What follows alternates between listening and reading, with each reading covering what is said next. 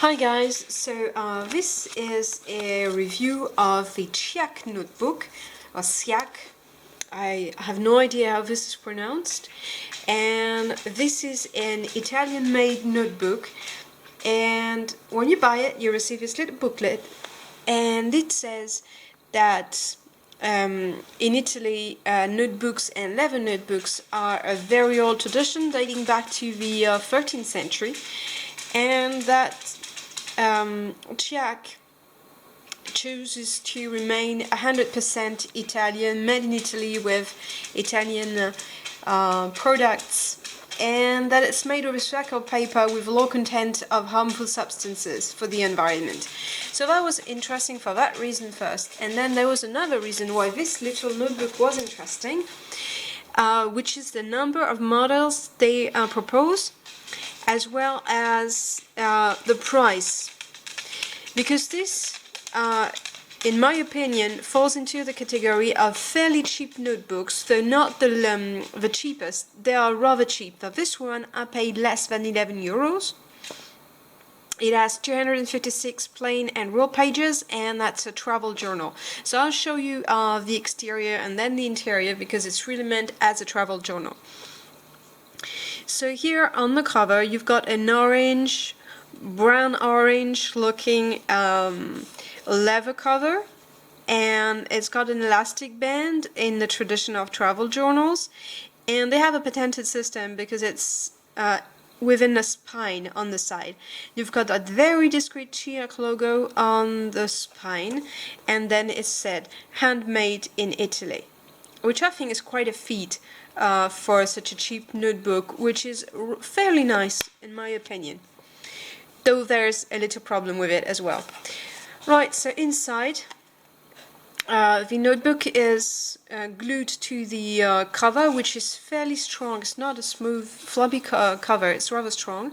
You can put a mention on this page. Then you've got all your personal information, like in a diary or a weekly planner, and then you've got your itinerary, information about times, temperatures, international dialing, weights and measures, every important type of information you would need when you travel, a checklist, and that's my attempt at trying the paper.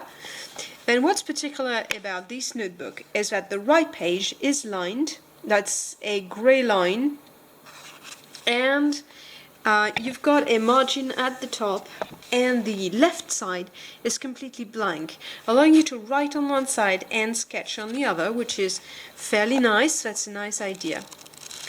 And at the end you've got useful information. I think there are, if I remember well, detachable pages too, but I'm not sure. Useful information, no, they're not. And no pockets, which is something that might be missing in a travel journal in my opinion. So let's have a look at how you write on this. The paper is, you've got 128 sheets, which makes it 250 pages. It's a 12 by 17 centimeter, and that's the largest size that they offer. And it's ivory paper, which is fairly, which is more off-white than ivory in my opinion. And unfortunately, you've got a lot to show through, and when you use fountain pens, you actually have problems with feathering. So definitely I think this would not be ideal for a fountain pen user, especially with elaborate fountain pens, but perfect for the sketcher or the doodler or the ballpoint pen user. Okay. And my conclusion about this little notebook is that it may be cheap in price, but it doesn't look cheap in your hands, which is something nice.